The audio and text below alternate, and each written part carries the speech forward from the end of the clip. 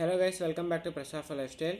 So ఇవాళ request చేసిన విధంగానే హాస్టల్స్కి పీజీస్కి మధ్య డిఫరెన్స్ ఏంటి, దేంట్లో చేరితే బెటర్ అని ఒక ఒపీనియన్ కోసం అడుగుతున్నారనమాట. సో ఇవాళ వీడియోలో అవి చూద్దాము, hostel and PGs difference.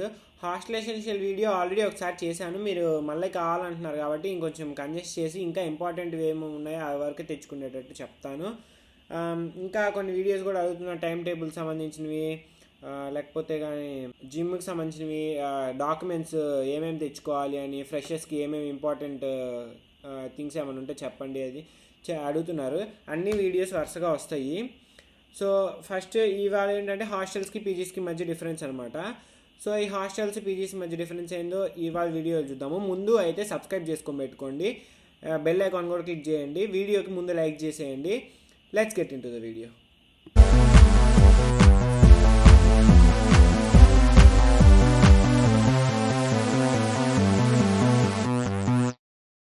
So ఈ పర్టికులర్ టాపిక్ని మనం రెండింటిగా డివైడ్ చేద్దాం. ఫస్ట్ హాస్టల్స్ ఏంటి, దాంట్లో ఉండే ఫెసిలిటీస్ ఏంటి. నెక్స్ట్ పీజీస్ ఏంటి, దాంట్లో ఉండే ఫెసిలిటీస్ ఏంటి. కొంచెం అంటే వాటికి డిఫరెన్స్ తెలుస్తుంది, అప్పుడు మీరు దేంట్లో జాయిన్ అవ్వాలనుకుంటున్నారో తెలుస్తుంది. ఫస్ట్ ఏంటంటే హాస్టల్స్లో పేమెంట్ విషయానికి వచ్చేసరికి ఇది సింగిల్ టైం పేమెంట్ చేసేయాలన్నమాట. అంటే మీరు ఎప్పుడైతే చేసుకుంటున్నారో హాస్టల్ అలాట్మెంట్ వచ్చినప్పుడు 1 డేనో ఎంతో టైం ఇస్తారు, ఆ టైంలో మీరు సింగిల్ టైం పేమెంట్ చేసేయాలి. ఆ తర్వాత కావాలంటే బ్యాంక్ లోన్ తీసుకున్నారు, ఈఎంఐ తీసుకున్నారు, క్రెడిట్ కార్డ్, అది మీ ఇష్టము, మొత్తానికైతే కట్టేయాలి.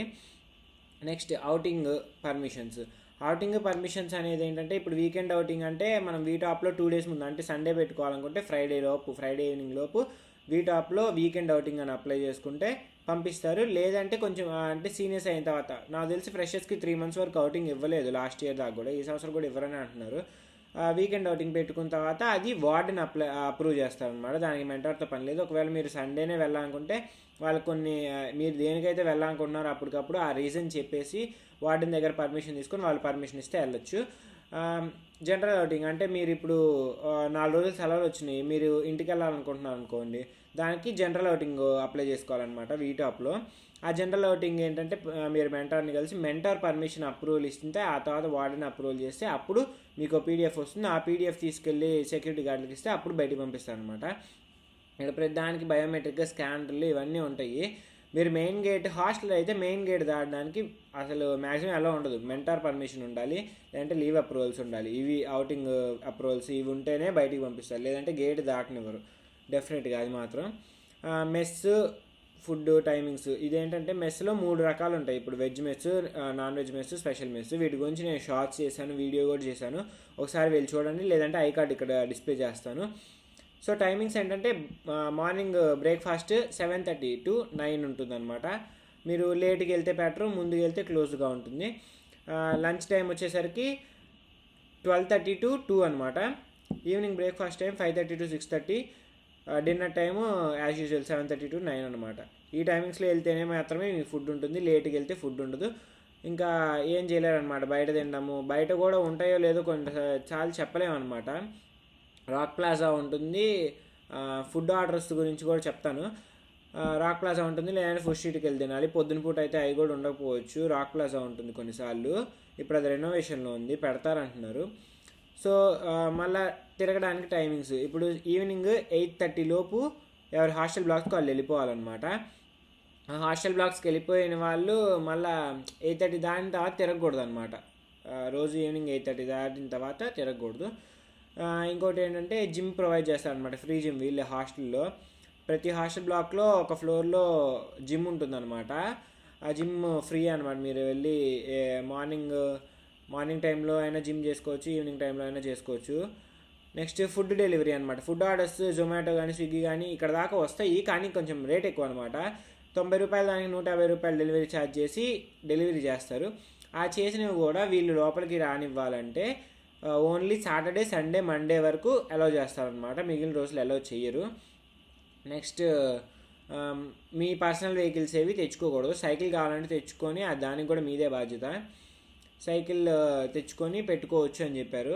నెక్స్ట్ ఐరన్ బాక్సులు, కెటిల్స్, ఇట్లాంటి కొంచెం భారీ మోతాదు కలిగిన ఎలక్ట్రానిక్ వస్తువులు ఏవైతే అవేం తెచ్చుకోకూడదు, వాళ్ళే అలౌ చేయరనమాట.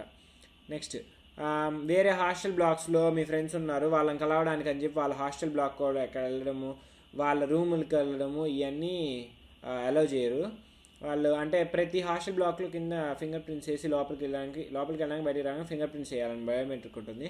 అది వేసి వెళ్ళాలి. మీ హాస్టల్ బ్లాక్లో మాత్రమే అది మీకు పనిచేస్తుంది అనమాట, పక్క వాళ్ళ దాంట్లో పనిచేయదు. సో ఇంకోటి మెయిన్ ప్రాబ్లం ఏంటంటే, ఇదే మెయిన్ ప్రాబ్లము, టైం టేబుల్కి మీకు సెకండ్ ప్రయారిటీ ఇస్తారు. అంటే ఇప్పుడు మీరు ఫస్ట్ సెమిస్టర్లో వాళ్ళే ఇస్తారు టైం టేబుల్, దాన్ని మీరేం చేయలేరు. సెకండ్ సెమిస్టర్ నుంచి మీకు మీ ఇష్టం వచ్చిన ఫ్యాకల్టీని ఇష్టం వచ్చిన స్లాట్లో పెట్టుకోవడానికి ఆప్షన్ ఉంటుందన్నమాట. దాంట్లో ఏమవుతుందంటే, సేమ్ ఒక బంచ్ ఆఫ్ ఫ్యాకల్టీని స్లాట్స్లో రిలీజ్ చేసి అది ఫస్ట్ డే స్కాలర్స్కి ఇస్తారు ఆప్షన్. డే స్కాలర్స్ వాళ్ళు ఇష్టం వచ్చినవన్నీ తీసుకున్న తర్వాత ఆ తర్వాత ఏవైతే మిగులుతాయో అవన్నీ హాస్టలర్స్కి ఇస్తారు. ఆ హాస్టలర్స్ వాటిలో అడ్జస్ట్ చేసుకొని తీసుకోవాలి. మీ లక్ బాగుంటే స్లాట్స్ దొరుకుతాయి, ఫ్యాకల్టీ దొరుకుతాయి, లేదంటే దొరకవు అనమాట. అది కూడా చాలాసార్లు, మొన్న కూడా చాలా ఇబ్బంది అయింది. జనరల్గా సర్వర్ సరిగ్గా ఓపెన్ అవ్వదు, మీకు చాలా కోపం వచ్చినా దాంట్లో ఆశ్చర్యం ఏమి ఉండదు అనమాట. So next wifi over limit. Hostel wifi వేరు ఉంటుంది, కాలేజ్ వైఫై వేరు ఉంటుంది. మీకు రెండింటికి సేమ్ క్రెడెన్షియల్స్ అయినా కాలేజ్ వైఫై వేరు, హాస్టల్ వైఫై వేరు ఉంటుంది. ఇక్కడ సోఫోస్ ఉంటుంది, అక్కడేమో నార్మల్ వైఫై ఉంటుంది.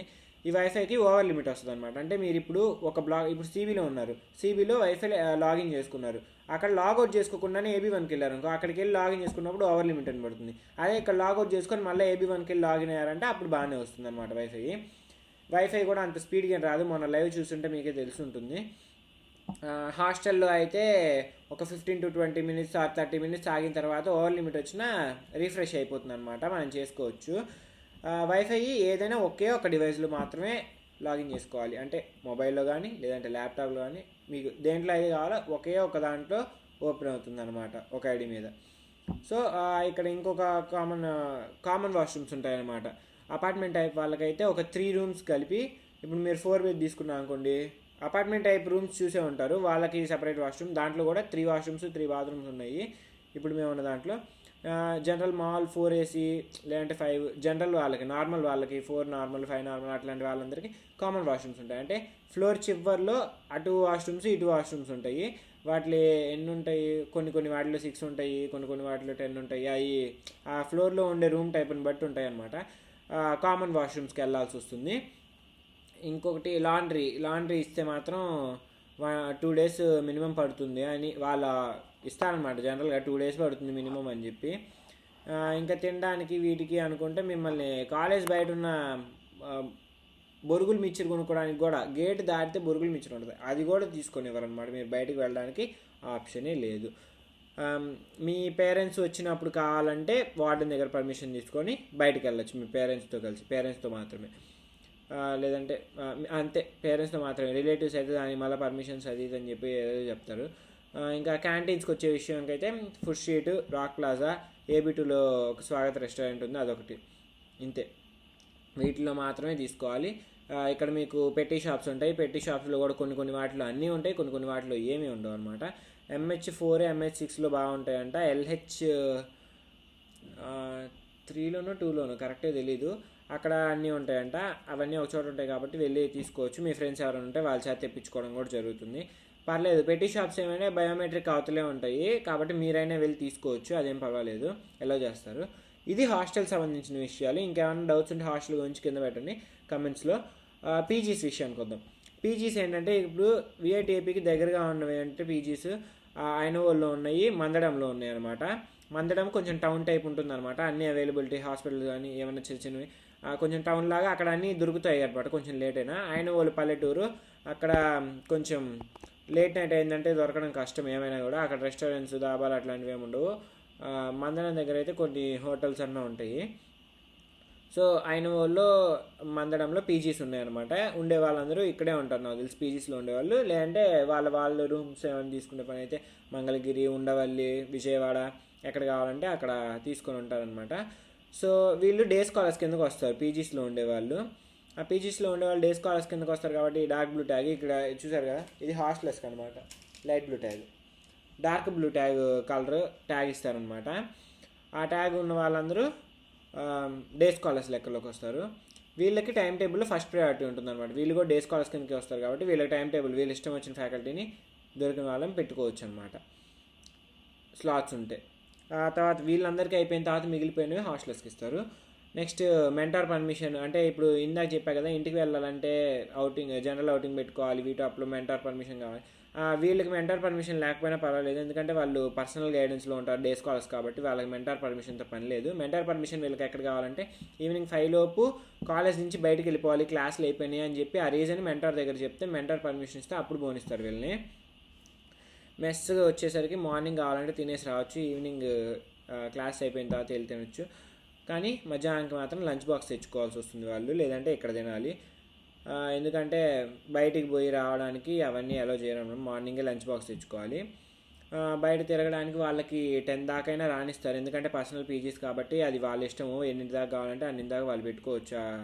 పీజీ హెడ్ ఎవరైతే ఉన్నారో వాళ్ళు పెట్టుకోవచ్చు.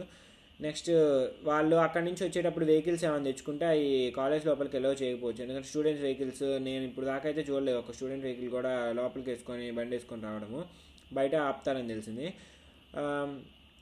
ఆటోలు కావాలంటే ఆటోలు ఉంటాయి, వాటికి ఛార్జెస్ మీరే పెట్టుకోవాలి ఇక్కడ తీసుకుని రావడానికి అని చెప్పి. 1 కిలోమీటర్ అయిన వాళ్ళు ఉండేది, మందడం అయితే ఇంకా దాన్ని బట్టి మీరు చూసుకోవాలి.